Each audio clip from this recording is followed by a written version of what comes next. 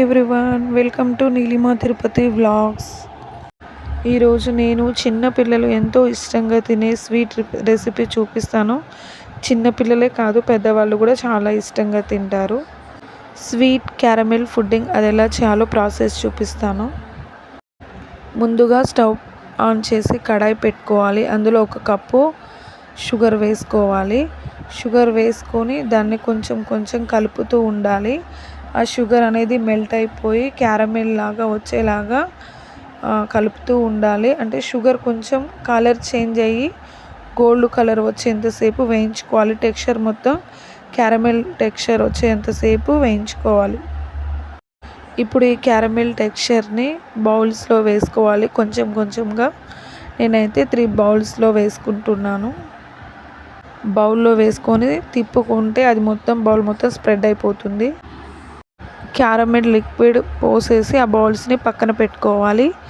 తర్వాత ఒక 4 bread slices తీసుకొని వాటి అంచులను కట్ చేసుకొని మధ్యలో నుండి ఒక బ్రెడ్ని 4 పీసులు వచ్చేలాగా మొత్తం కట్ చేసుకోవాలి. కట్ చేసుకొని పక్కన పెట్టుకోవాలి.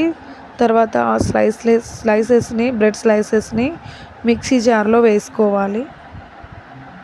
తర్వాత 2 ఎగ్స్ తీసుకొని మిక్సీ జార్లో బీట్ చేసుకోవాలి. 2 ఎగ్స్ని తర్వాత ఒక గ్లాస్ పాలను అందులో పోసుకోవాలి. అంటే పచ్చి పాలు కాదండి, కొంచెం కాచి చల్లార్చుకున్న పాలను మనం మిక్సీ జార్లో పోసుకోవాలి. చిక్కటి పాలు పోసుకోవాలండి. చిక్కటి పాలు పోసుకోవడం వల్ల టెక్స్చర్ అనేది క్రీమీగా బాగుంటుంది.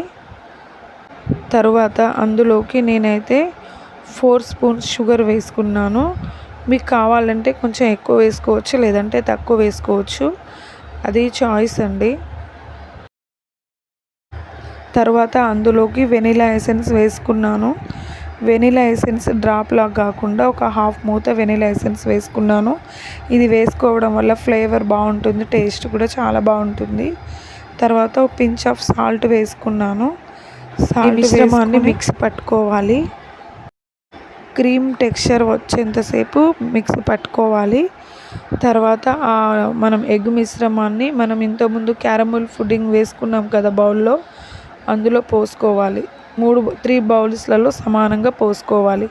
ఈ క్రీమీ టెక్స్చర్ సమానంగా పోసుకొని పక్కన పెట్టుకోవాలి. తర్వాత స్టవ్ ఆన్ చేసుకోవాలి. ఒక గిన్నె పెట్టుకోవాలి. ఆ గిన్నెలో అంచున కొన్ని నీళ్లు పోసుకోవాలి. నీళ్లు పోసుకొని దాని మీద ఏదైనా స్టాండ్ లాంటిది పెట్టుకోవాలి. స్టాండ్ పెట్టుకొని దాని మీద నుండి ఈ గిన్నెలు 3 గిన్నెలు దాని మీద పెట్టుకోవాలి. పెట్టుకొని పైనుండి మూత పెట్టుకోవాలి. మూత పెట్టుకొని ఒక 20 మినిట్స్ వరకు సిమ్లో పెట్టి ఉడికించుకోవాలి. హైలో పెట్టుకుంటే మాడిపోతుంది కాబట్టి సిమ్లోనే పెట్టుకొని ఉడికించుకోవాలి. తర్వాత అది ఒక 20 మినిట్స్ తర్వాత మనం తీసి చూస్తే అది ఉడికిపోతుంది. అది ఉడికిందా లేదా అని గిన్నెలో చాకు పెట్టి చూడాలి. చాకుకి ఏదైనా అంటుకుంటే అది ఉడకనట్టు, ఏది అంటకుండా బయటకు వచ్చేస్తే అది పర్ఫెక్ట్గా ఉడికినట్టు మనం మెజర్మెంట్ చేసుకోవాలి. తర్వాత ఆ గిన్నెలను బయటికి తీసి కొంచెం సేపు చల్లార్చిన తర్వాత వాటిని ఆ గిన్నెల నుండి వేరే గిన్నెల్లోకి టర్న్ చేసుకోవాలి. చూడండి ఎంత సాఫ్ట్గా వచ్చిందో, ఎంత డెలిషియస్గా ఉందో. అసలు ఇలా పట్టుకుంటే అలా కరిగిపోయేటట్టు ఉంది కదా. గులాబ్ జామ్ కంటే చాలా స్మూత్గా ఉంది కదా. ఒకసారి చూడండి ఎంత టెంప్టింగ్గా ఉందో. చాలా బాగా వచ్చిందండి, క్రీమీగా చాలా బాగుంది. మీకు కనుక నచ్చితే ఒకసారి ట్రై చేసి చూడండి. టేస్ట్ అయితే చాలా బాగుందండి. ఇది పిల్లలు స్కూల్ నుండి ఇంటికి రాగానే మనం ఇలా చేసి పెడితే చాలా హ్యాపీగా ఫీల్ అవుతారండి. చిన్నపిల్లలే కాదు, ఎవరైనా ఇలా చేసి పెడితే చాలా హ్యాపీగా ఫీల్ అవుతారు. చాలా బాగుంది, టేస్ట్ కూడా చాలా బాగుంటుందండి. ఒకసారి ట్రై చేసి చూడండి.